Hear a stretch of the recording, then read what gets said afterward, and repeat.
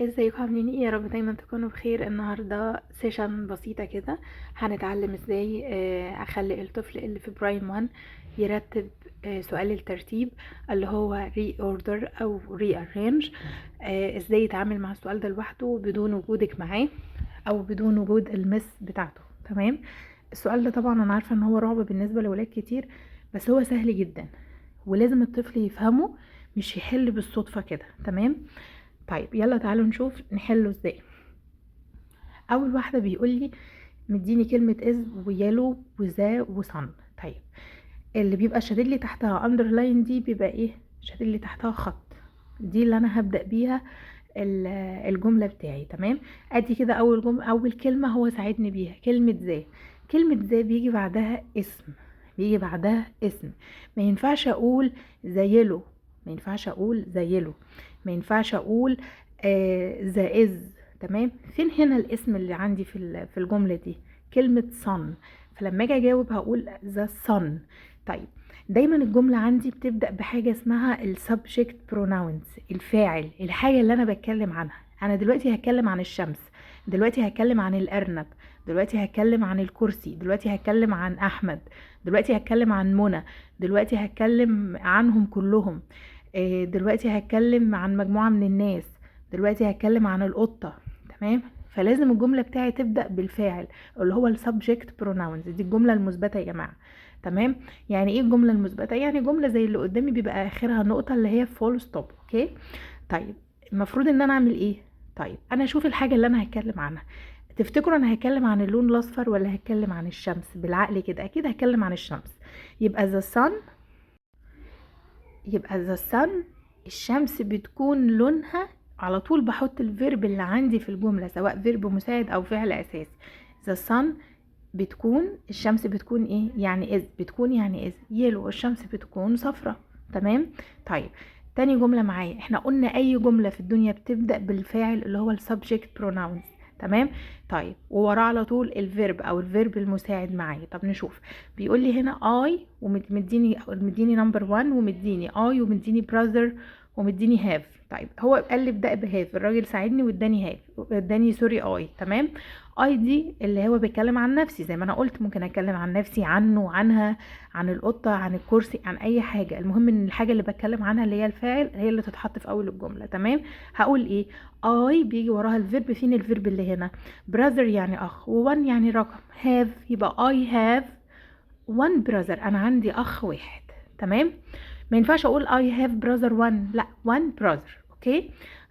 نمبر 3 بيقول لي grass وis وذا وجرين. طيب اترجم كده واحده واحده.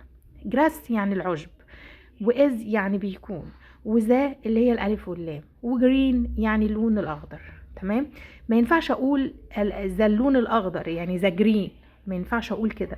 فطبعا هتكلم عن ايه؟ عن العشب. يبقى ذا جراس بيكون، هيبقى از جرين، ذا جراس از جرين، العشب بيكون لونه اخضر. طيب نشوف الصفحه اللي بعدها دي. سيبكم من السؤال الاولاني ده بيكمل اول حرف، ده سهل. اللي هو السؤال نمبر دي بيقول لي reorder the words to make sentence، اعمل جمل، رتب علشان تعمل جمل. طيب تعال نشوف هنا. هنا جايب لي يور واوبن وبوكس، هو جايب لي اوبن. تمام. احط على طول بعدها، ما ينفعش اقول، ما ينفعش اقول صفة الملكية بعد الحاجة، صفة الملكية بتيجي قبل الحاجة. زي ايه؟ يعني هقول open your book، يعني ايه؟ افتح كتابك. ده اكسبريشن على بعضه كده عندهم في الكلمات، مفروض هم حافظينه بس انا بفهمه له. ما ينفعش اقول له open box your، لا، your صفة الملكية بتيجي قبل الاسم. تمام.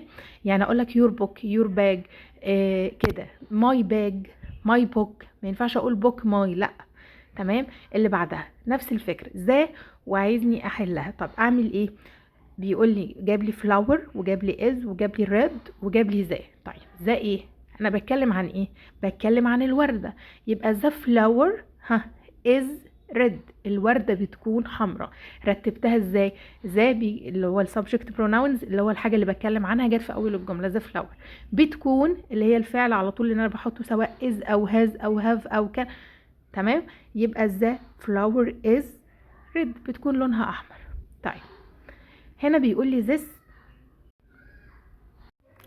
بيقول لي is و this و appeared. طيب انا عايزه اقول هذا يكون طائر. this بيجي وراها على طول is، يبقى this is a bird. تمام. هنا مديني سي واي وذا وكان وسكاي. اول حاجه هو قال لي ابدا الجمله بتاعي باي، يبقى اي. طيب يبقى بعد اي بيجي ايه؟ احنا قلنا بيجي يا ام يا از يا ار يا كان يا على حسب ايه الفعل اللي عندي، يا هاف يا هاز على حسب. اي يبقى اي كان او اي لايك. دايما الفيرب بيتحط بعد السبجكت بروناون. I can بيجي وراها برضو كلمة كان يستطيع، بيجي وراها الفيرب infinitive يعني في المصدر، ما بيتضافلوش اي حاجة. يبقى I can see انا بقدر اشوف، I can see ايه؟ the sky انا بقدر اشوف السماء. تمام. يبقى كان بحط وراها الفيرب على طول. ننزل على الجملة اللي بعدها، مديني is وذا وبلو وسكاي. تمام. ذا ايه؟ طبعا اكيد هتكلم عن السماء، يبقى ذا سكاي بتكون لونها ازرق is blue. طيب نمبر 6 بيقول لي نفس الفكرة، ذا ايه؟ ذا يبقى ذا sun is yellow الشمس بتكون صفرة. الجملة نمبر 7 بيقول لي this و is و square. تمام. يبقى this ايه؟ على طول this بيجي وراها is او these بيجي وراها are. تمام. يبقى this is a square هذا بيكون مربع. هنا بيقول لي ذا ايه؟ ذا ايه؟ هتكلم عن التراينجل اللي هو المثلث، يبقى the triangle is yellow المثلث بيكون اصفر. تمام. طيب ايه تاني؟ نمبر 9 بيقول لي this و is و a circle. طيب this قلنا بيجي وراها على طول وانا مغمض is، يبقى this is a circle. تمام. نمبر 10 بيقول لي I و a tree وكان وسي. قلنا I بيجي وراها كان على طول. تمام. كفعل مساعد في الجملة، يبقى I can I can ايه؟ قلنا كان بيجي وراها الفيرب في المصدر، يبقى I can see a tree. ما تنسوش تعملوا لي لايك وكومنت، وما تنسونيش بصالح الدعاء.